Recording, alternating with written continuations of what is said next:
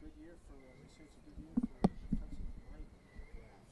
You've been in this league for a long time. What do you think? Just Yeah, just definitely a deeper class. So years past, after the top two or three guys that dropped off drastically, this year fairly deep in the interior and on the edge. So excited about it. So it's fun evaluating these guys.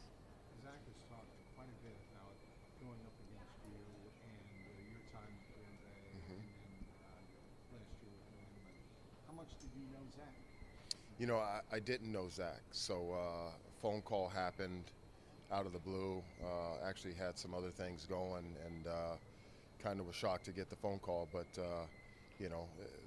great organization, great team. You got players in place. You got a quarterback. So I was excited about the phone call, and but yeah, we had some battles. So What makes a good defensive line in your estimation?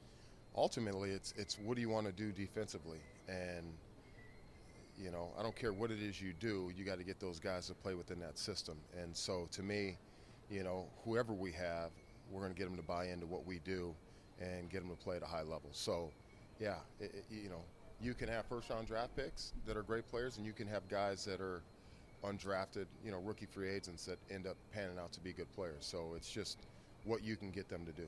What has been your evaluation of McKinley Jackson, Chris Jenkins, and Miles Murphy?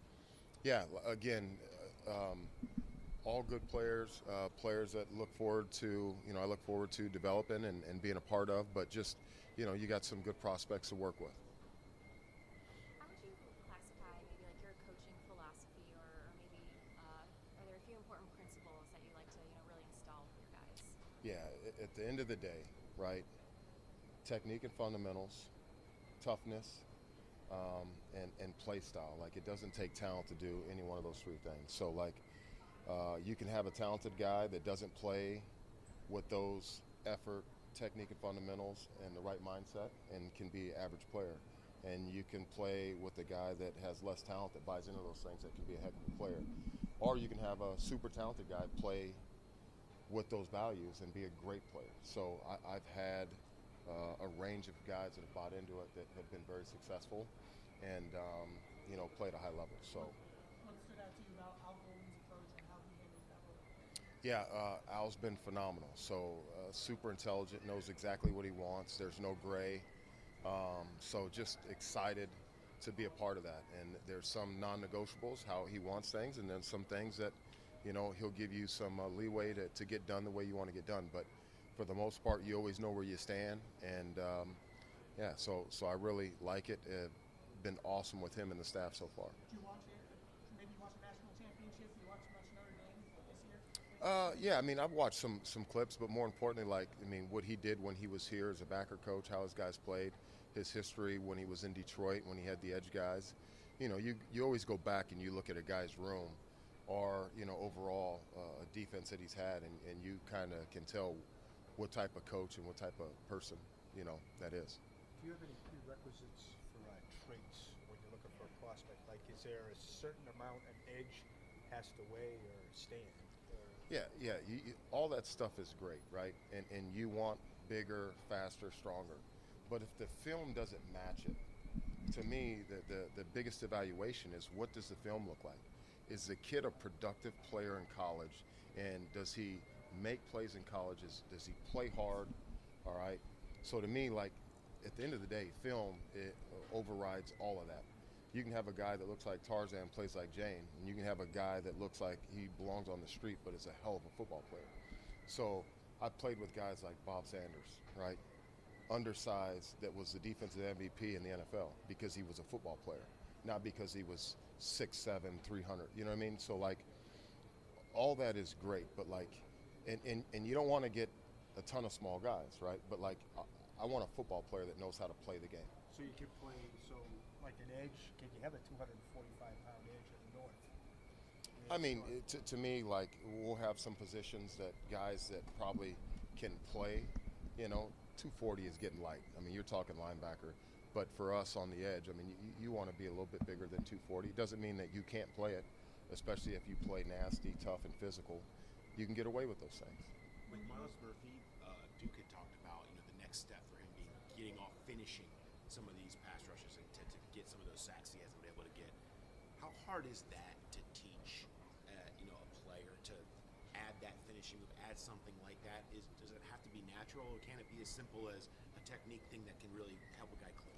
You think about it, one of the most undercoached things in the game of football is being able to finish on the quarterback. Why? Because you can never touch the guy in practice. So you never get the opportunity. You can practice tackling and all that, but to finish on a quarterback is something you have to work on every single day at practice. Every time you work rush, you got to work on finishing to the quarterback. And so I think that's something that can be coached. And so we'll do that.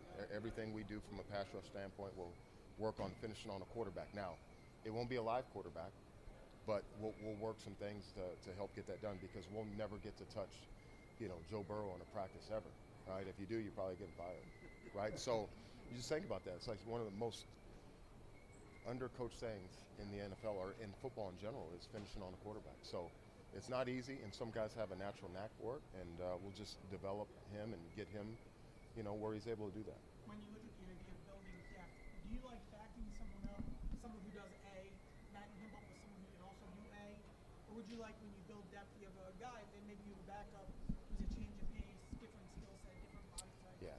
To me, I want to build depth, and I'll talk to the guys like this. We're only as good as our weakest link.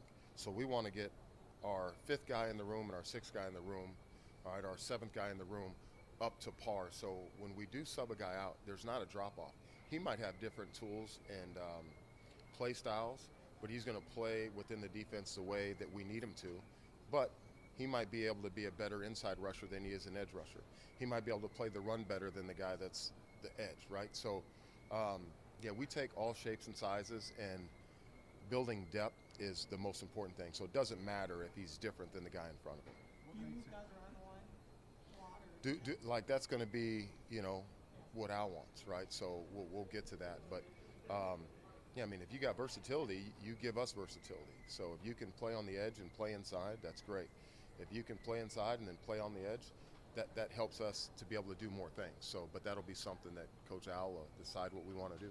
How much have you talked with Miles and Chris Jenkins, McKinley Jackson, the young defensive line? I've had some conversations with some of those guys. I have not spoken to all of them. So that's something that, with as busy as we've been, I'll get a chance to do. Some guys are in the building, so I've had a chance to speak with some of those guys. So I haven't spoken to all those guys. And you mentioned the how they play, not necessarily the measure itself, and that is, how important is this evaluation during this week at the combine for that, getting to know these guys? Yeah, it's not just this week. We're going to be evaluating these guys throughout the process.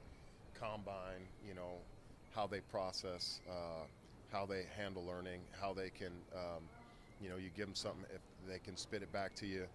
All of those things play into it. And then the film is important, and we're going to go see them, how they work at the pro days and things like that. So it's a long process, and then by the end of it, hopefully we get it right. Because you saw Miles coming out from the Miles looked at him. Yeah. Miles was elite coming out. So, Anything that struck you about him? no, I love his size. I love his ability. So I'm excited to work with him. So definitely look forward to that, and feel like he's a great one to be able to get my hands on and develop. What makes a good run-stopping defensive line? Defensive line or individual? The whole unit. Plain as one. All right, you talk about stopping the run. You got to puzzle. You got to fit the pieces, and so everybody's got to do their job.